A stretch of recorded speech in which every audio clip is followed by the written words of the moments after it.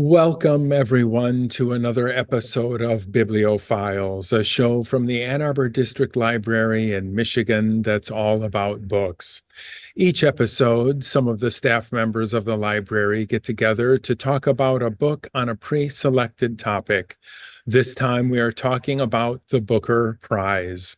The Booker Prize is given to a book written in English and published in the UK or Ireland. And the winner for this year was just announced yesterday. It is Orbital by Samantha Harvey. My name is Christopher, and I'm joined as always by Lucy and Amanda. And we have a special guest this episode, Cheyenne.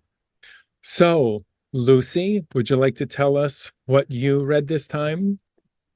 Sure. So I actually read Orbital. I read it about a month ago, probably, and I'd read a couple others on the list for this year. This book was like nothing I've ever really read. It's really short. It's under 200 pages. It's so beautifully written. It's mesmerizing. The basic plot, if you can say that there is one, is that there are these four astronauts and then two cosmonauts who are on what is probably the International Space Station, although she never names it as that. And I am not a space person. Like, I'm not interested in space. Um, but this book just really grabbed me. So the book takes place over 24 hours, but during that 24 hours, they will go around, there's 16 orbits. So they'll see 16 sunrises and 16 sunsets. And um, that is something that plays into the plot. I mean, that's basically the plot. Like, they're kind of describing what's going on with them inside the space station. There's little sort of eddies of plot into some of the cosmonauts' lives, like someone's mother recently died. They're in space to track a typhoon, so that they can, report the weather, and they're thinking of people they might know in the area where the typhoon's going to hit. But mostly it's just sort of describing these orbits around the Earth. And it's kind of this mundane and breathtaking in the same paragraph. I mean, the mundane, like the daily existence in this space station, they have to exercise because in zero gravity, your muscles will totally atrophy. They eat meals, they sleep in these bags. It just seems claustrophobic, but at the same time, everything that's being described to us is just breathtaking and vast. They're looking at the whole world and basically kind of feeling joy and then sometimes grief in looking at the earth and sort of falling in love with it from where they are, and thinking about what's happening to it. So the author said she watched as much footage as she could from like the NASA website, and she just thought, how can I capture these strange images that I'm seeing with the tool that I have, which is language. So that's basically the book, is just these beautiful images. It's not even images, but like the plot, it doesn't really have a defined plot structure. There are like 5 pages in this book where she kind of goes from describing what they're seeing and just the beauty of Earth, and you can't see any of the problems from where you are, they and then, like, over the course of this 5 pages, you kind of get into where you can see that the humans have left a mark on Earth and how Earth's changed. And so it's these 5 pages that kind of describes like humanity's existence on Earth, but with beautiful imagery and never in a preachy way. It's hard to really describe this book, but it was amazing. I just have to say one more thing. When she won the award, she said, I was not expecting that. That's part of her acceptance speech. She said, I was not expecting that. We were told that we weren't allowed to swear in our speech. So there goes my speech. It was just one swear word 150 times. So anyway, that is Orbital by Samantha Harvey, who just yesterday won the Booker Prize. And I highly recommend this book. It won't take you long to read, but I really think it will stick with you. Um, Cheyenne, what did you pick? Hi. So I actually picked The Butcher Boy by Patrick McCabe. This book was shortlisted for the 1992 Booker Prize. It concerns a boy named Francis who has a very vivid imagination and some, as described in the book, almost psychopathic tendencies. It takes place in a very small town in Ireland. Um, he has a very troubled home life. And because of that, many people are writing him off. He also has an obsession with a new family in town. One of them is a student, the same age as him. This obsession almost borders on wanting to be in his that student's family. Um, it's all from Francis's perspective, but it's written in a stream of consciousness way. When you're reading it, there are no indications of necessarily who's talking, when something's a fantasy, or when something's actually happening.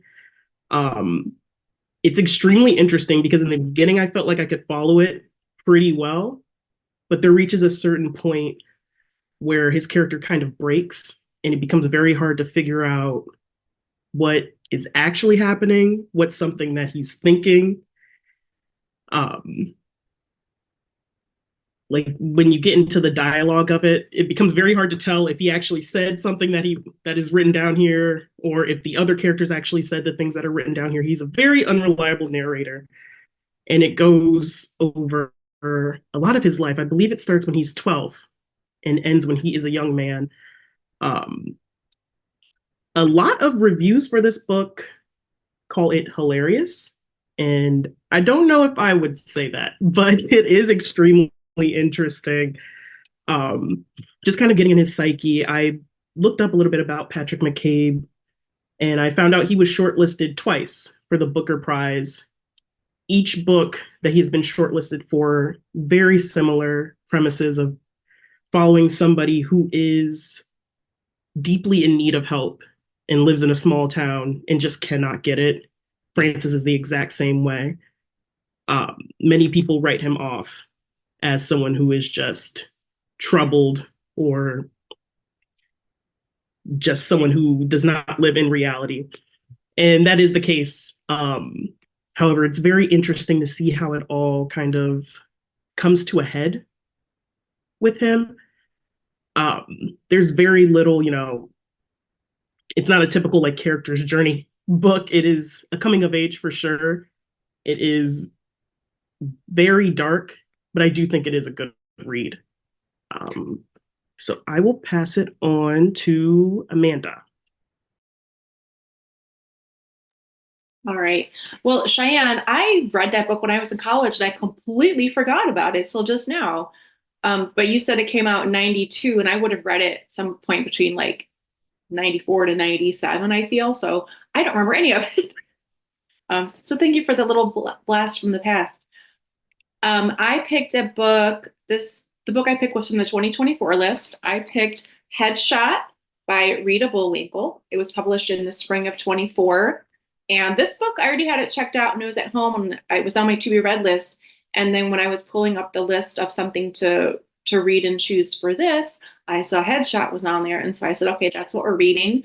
And I was glad for that push. The book is just over 200 pages and I loved it. It's one of those books where you finish it and you're just like, where was I? What happened? What's going on? It was just I really, really loved it. It had mixed reviews online, which I was kind of surprised about. But I really liked it, so I want to tell you why. The book, it's about boxing. It spotlights 8 young women boxers, and they are all now in the city of Reno for an under 18 championship at Bob's Boxing Palace. And the book, the way it's written is it begins with a fight bracket where you have brackets of all the places and then the names of the girls in the first round. And then each chapter subsequently, or the whole book, each chapter is about of 2 girls fighting each other. And then you slowly have winners. And then the bracket gets even more filled in as you go along.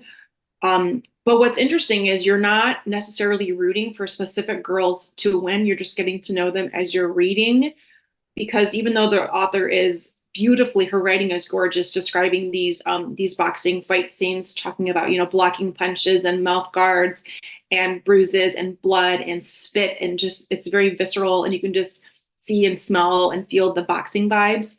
You're also learning very intimately about these girls and their psyche. It's sort of like internal dialogue, and it kind of flops. In like a one chapter, you'll be inside of one girl's head.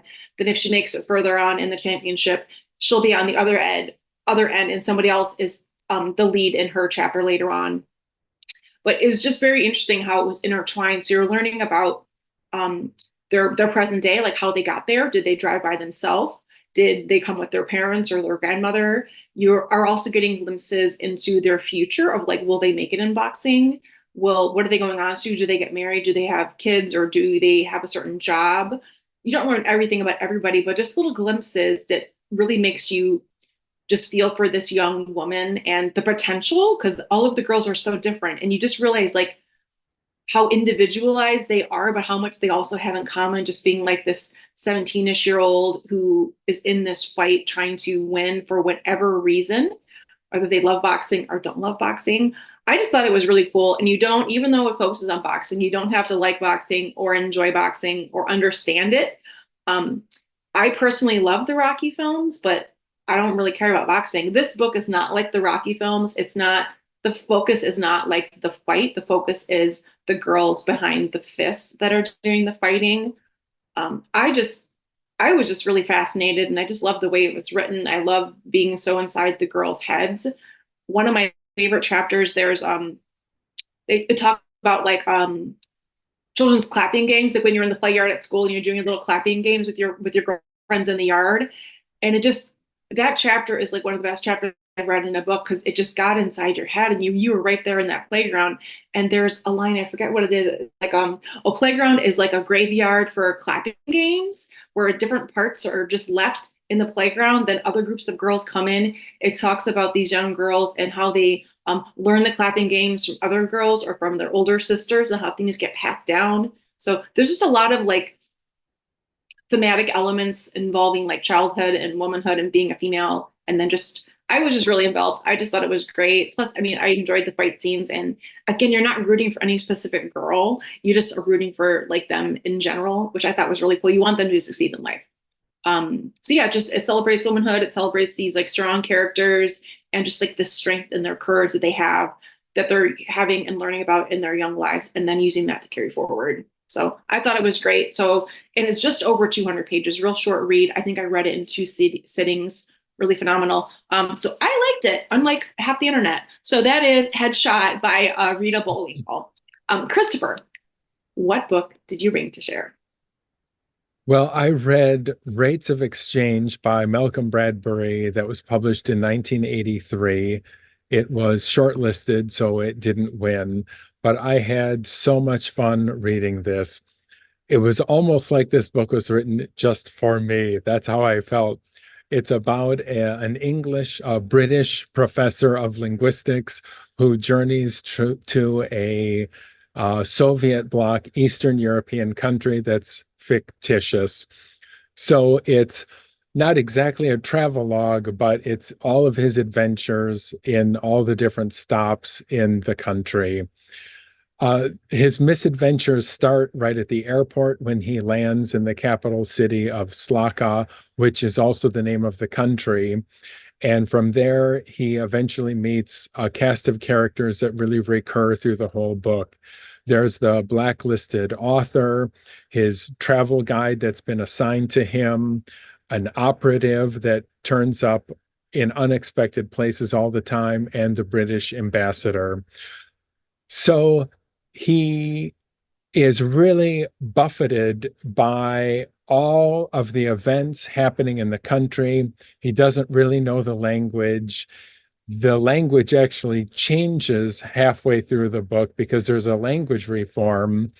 He is baffled by many of the customs. But while the first half is really, really funny, I personally didn't think it was mean-spirited or making fun of an Eastern European country at all. Because the main character, this professor, his name is Petworth, he really has this kind of resignation to whatever is happening. It's almost like a Schweik-like character that I like to mention every few episodes or so, one of my favorite Czech novels. He just kind of floats from situation to situation, doing the best that he can. So it was such an interesting perspective. About halfway through the book, the mood really changes. He becomes involved with this blacklisted author, and some of the chapters of their romance are so sweet and touching. But ultimately, he really doesn't know who he can trust. Everyone in the book has warned him against trusting the other people, the other characters. So he's really left not being sure who at all is his friend or who he can trust at all. The operative that was assigned to him makes so many comments about his dear wife at home. And finally, the professor realizes that this operative was a student of his, and he begins to suspect that this other guy had an affair with his wife. So it's really, it keeps you guessing as to who you can trust. Um, I said how funny the first half was. I really enjoyed it a lot. There are lots and lots of examples of this made up Slocken language, and there's the money that gets changed and the food. So it really is kind of a richly developed book and richly developed culture that Bradbury has made. It is dense, though. The book is about, I think it's 300 pages, but it is a dense 300 pages. Each long, long chapter is a different scene and a different setting, maybe a different town or dinner at the ambassador's house or something like that. But I really enjoyed it.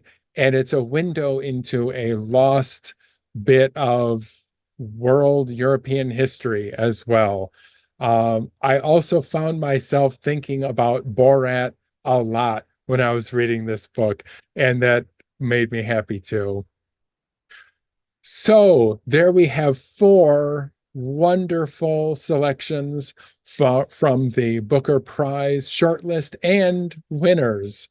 Does anyone have any last comments for the episode?